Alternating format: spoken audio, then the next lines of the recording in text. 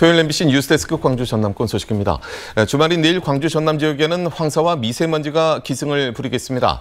기상청에 따르면 광주 전남 지역은 내일 미세먼지 농도가 나쁨 수준을 보일 것으로 예상됩니다. 광주는 오전 한때 매우 나쁨 수준이 예상되는 만큼 외출 자제 등 호흡기 관리에 각별한 주의가 요구됩니다. 광주시는 미세먼지 주요 발생 사업장 149곳을 대상으로 오는 4월 말까지 특별 단속을 벌입니다. 이번 단속은 무허가 배출 시설 설치 운영 여부와 대기 배출 시설, 방지 시설 적정 운영과 비산먼지 억제 시설 설치 등을 중심으로 진행됩니다. 광주시는 위반 사항에 대해서는 직접 수사 뒤 검찰에 송치하고 경미한 사항은 관련 부서에 통보해 조치할 계획입니다.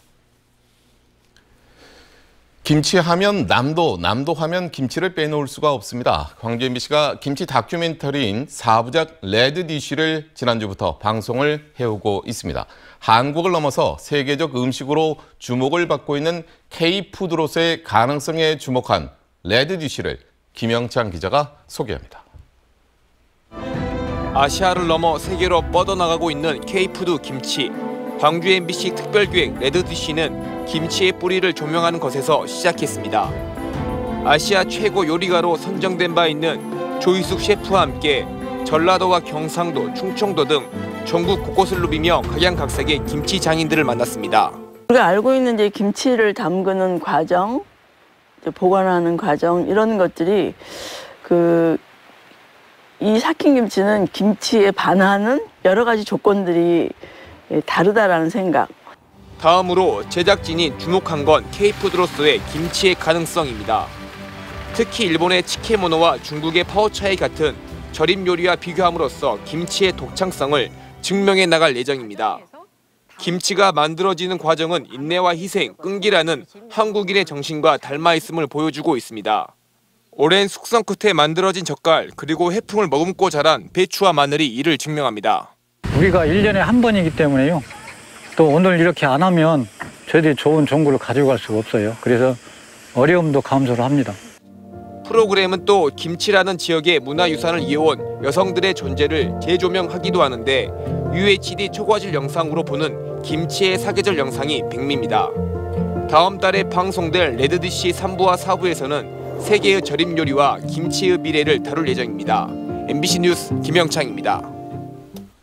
광주시가 세계 최대 가전 IT 전시회인 CES 2023에서 광주 공동 브랜드 GL 홍보관을 열고 공기청정기 등 메이드 인 광주 제품을 선보였습니다.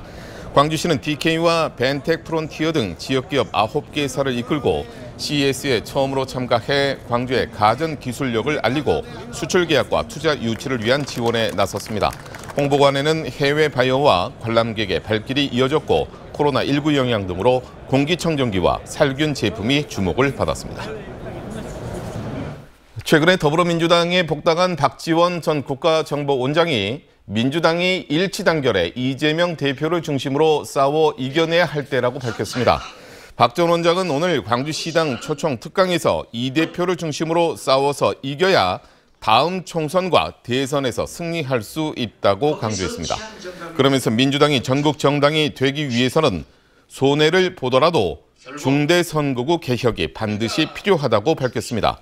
박 전 원장은 또 윤석열 정부의 북한 무인기 대응 실패와 5.18 민주화운동 삭제 논란에 대해서도 강도 높은 비판의 목소리를 냈습니다. 광주문화방송 김낙곤 사장이 제5회 서재필 언론인상을 받았습니다.